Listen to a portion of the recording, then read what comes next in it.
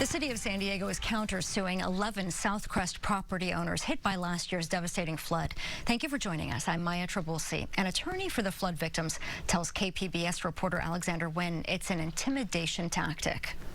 This is a message the city is sending, is that if you come after us, we're coming after you. Evan Walker represents Charles and Patricia Sloan, who own this property on South 41st Street. They are part of the 53 lawsuits against the city over last year's devastating January 22nd flood.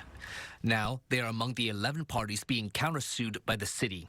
It was a surprise to us. Walker says the city could countersue more people. What we're seeing is an intimidation, retaliation tactic by the city that they may hope to scare some of these other flood victims from moving forward with this lawsuit.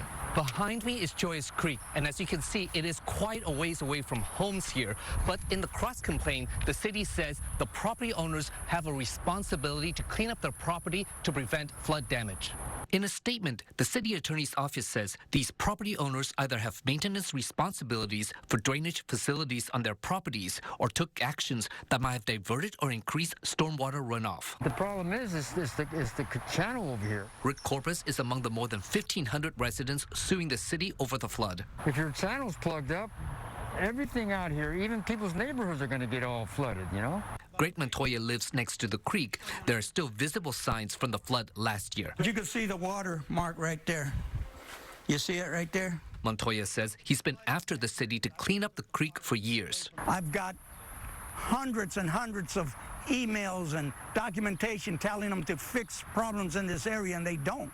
But yet the city will try to spend millions and millions of dollars to get themselves out of a liability they know they're liable for. Montoya and Corpus are not parties to the countersuit. The city says it is investigating potential third parties' responsibility in these lawsuits and is committed to getting a just outcome for all parties involved. Alexander Nguyen, KPBS News.